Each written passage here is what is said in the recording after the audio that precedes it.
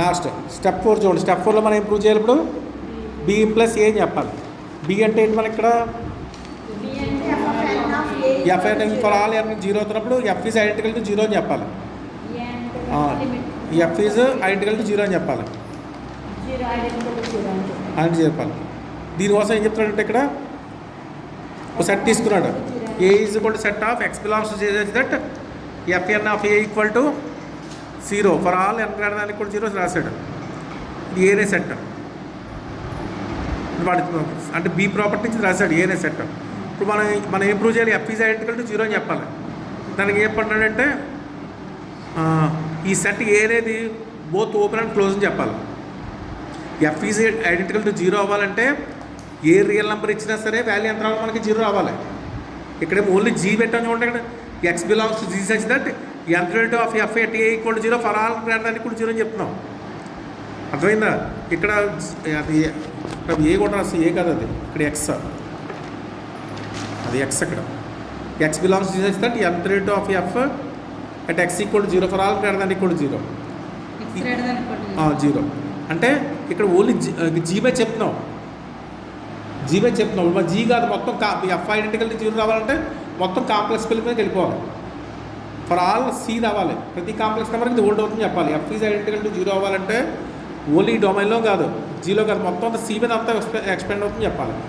అంటే దానికి ఈక్వల్గా ఇంప్రూవ్ చేయాలంటే ఈ సెట్ సి అవుతుంది చెప్పాలి. ఈ సెట్ సి అవుతుంది చెప్పాలి. కాంప్లెక్స్ సెట్ కానీ ఎంటీ సెట్ కానీ మనం ఏమంటాం? క్లో ఓపెన్ సెట్స్ అంటాం. But A equal to C అవ్వాలంటే ఏ అవ్వాలి? మనకి బోత్ ఓపెన్ అండ్ క్లోజ్డ్ అవ్వాలి. అర్థమైందా? A is equal to C అని చెప్పాలంటే ఏం చెప్పాలి? సి అనేది complex number close open set అంటాం కాబట్టి A itself is closed and open అని చెప్పాలి. క్లోజ్డ్ అని చెప్పాలంటే ఏం ప్రూవ్ చేయాలి? A contains all of its limit points అని చెప్పాలి. ఓపెన్ సెట్ అంటే ఏం చెప్పాలి? ఎవరి పాయింట్ ఇస్ ఇంటర్ పాయింట్ అవుతుంది చెప్పాలి. బట్ ఫస్ట్ అది ప్రూవ్ చేద్దాం. ఫస్ట్ ఏ క్లోజ్ అని చెప్పండి. అంటే ఏం ప్రూవ్ చేయాలి? Only prove that A contains all of limit points. But Z limit point of A తీసుకోండి.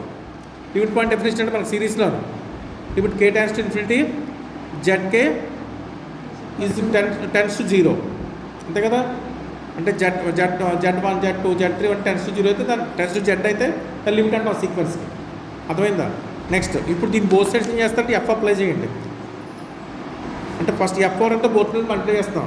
Limit K tends to 0 F ఎంత రేటు ఆఫ్ జెడ్కే ఆఫ్ పెట్టాలి. ఇక్కడ ఇది కూడా ఎఫ్ఎన్ ఆఫ్ జెడ్. అర్థమవుతుందా? ఇప్పుడు మనం ఎఫ్ఎన్ ఆఫ్ జెడ్ ఎంత తీసుకున్నాం? మనం ఎఫ్ఎన్ ఆఫ్ జెడ్ ఏలో ఉంది కదా, 0 తీసుకున్నాం. ఇది 0, ఇది 0 వచ్చింది. ఇక్కడ ఒకటి that plus limit K tends to infinity f n of జెడ్కే ఈజ్ ఈక్వల్ టు 0. అర్థమైందా? దట్ ఇంప్లైస్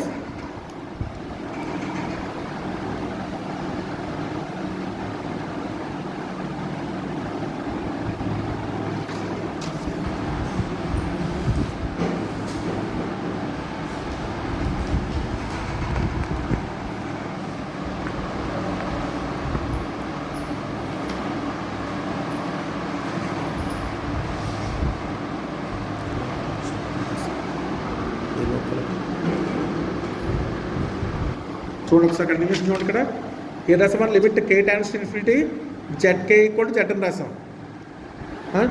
దాని బోత్ సైడ్స్ ఫంక్షన్ అప్లై చేయండి. ఇప్పుడు ఎంత డిఫరెన్షియేషన్ బోత్ సైడ్స్ అప్లై చేయండి. That plus K tends to infinity nth rate of F at Z K equal to nth rate of Z. అవునా? కానీ జెడ్కేకి limit ఎంత తీసుకున్నాం మనం? జెడ్కే దేంట్లో ఉంది? జెడ్కే దేంట్లో వస్తుంది చూడండి. ఏ సీక్వెన్స్ జెడ్ఎన్ ఇన్ ఏ రాసాం. జెడ్కే అంటే జెడ్ఎల్ అనేది దేంట్లో ఉన్నాయి? ఏలో ఉన్నాయి. ఏలో ఉన్నప్పుడు nth rate ఆఫ్ జెడ్ఎన్ ఎంత అవ్వాలి? మనకి 0 అవ్వాలి. ఏలో ఎలిమెంట్ తీసుకున్నప్పుడు కూడా ఆ ఎలిమెంట్స్కి nth rate వేస్తే ఎంత రావాలి? మనకి 0 అవ్వాలి. కాబట్టి nth rate ఆఫ్ జెడ్కే అవుతుంది మనకి 0 అయిపోతుంది. అంటే 0 అవుతుంటే మనకి ఇప్పుడు ఆర్హెచ్ఎస్లో ఉంది మనకి ఇక్కడ nth rate of F nth rate at Z is 0 అయింది. అంటే జెడ్ ఎట్లా వస్తుంది మనకి? అప్పుడు జెడ్ ఎట్లా వస్తుంది? ఏలో వస్తుంది. అర్థమైందా? ఇక్కడ జెడ్ అనేది సీక్వెన్స్ ఆఫ్ ఏలో తీసుకున్నాం. ఎప్పుడైతే సీక్వెన్స్ ఆఫ్ ఏ అయిందో nth రేట్ ఆఫ్ జెడ్ అని ఎంత అవుతుంది మనకి 0. అంటే ఈ రైట్ సైడ్ ఉన్న 0 అవుతుంది. అంటే nth rate of F at Z దగ్గర కూడా ఇవ్వాలి 0 అవ్వాలి. అంటే జెడ్ ఎట్లో రావాలి మనం ఇప్పుడు ఓ పాయింట్ దగ్గర nth రేట్ 0 అయితే పాయింట్ ఎట్లోకి వచ్చింది మనకి ఏలో వస్తుంది. బట్ జెడ్ ఎట్లో రావాలి ఏలో రావాలి. యాక్చువల్లీ జెడ్ ఏంటి మనకి లిమిట్ పాయింట్. కాబట్టి లిమిట్ పాయింట్ అనేది ఎట్లోకి వస్తాయి మనకి ఏలోకి వస్తాయి. కాబట్టి ఏ క్లోజ్డ్ అయింది. అర్థమైందా? నెక్స్ట్ ఇంకోటి ఏంటి, next we have to prove that A is open. Open అంటే ప్రతి పాయింట్ ఇంటీరియర్ పాయింట్ అని చెప్పాలి అంతే కదా. ఎవరి పాయింట్ ఆఫ్ ఏ ఈజ్ అని ఇంటీరియర్ పాయింట్ ఆఫ్ ఏ అని చెప్పాలి. కాబట్టి ఏ బిలాంగ్స్ టు ఏ తీసుకోండి. సచ్ దట్ ఏతో బాల్ ఫామ్ చేసాం. ఇప్పుడు ఈ బాల్లో పాయింట్ తీసుకోండి, మళ్ళీ జెడ్ తీసుకోండి, దాంతో మళ్ళీ బాల్ ఫామ్ చేస్తే ఎగైన్ 0 రావాలి. ఇప్పుడు Z belongs to B of A comma అని తీసుకుందాం. స్టేట్మెంట్ మనకి ఎఫ్ అనలిటికల్ ఇచ్చాడు. కాబట్టి జెడ్ మీద మనం పవర్ సిరీస్ డిఫైన్ చేస్తాం. అందులో ఏ అంటే ఏంటి, nth rate of F at A by n factorial. కానీ మనం బి ప్లస్ ఏ అంటున్నాం కదా, మరి బి ప్లస్ ఏ కాబట్టి nth rate of F at ఏ 0 అవుతుంది. అంటే మనం ఎఫ్ ఆఫ్ జెడ్ కూడా 0 అయిపోయింది ఫంక్షన్ మొత్తం పోలామేలా. దేర్ ఫోర్ ఎఫ్ కాబట్టి జెడ్ ఎట్లా వస్తున్నప్పుడు బై డెఫినేషన్ ఏలో వస్తుంది. There four B of A కమా ఏ కూడా ఏలో వచ్చింది. కాబట్టి ఏ ఓపెన్ అయ్యింది. అర్థమైందా? చూడండి ఒకసారి.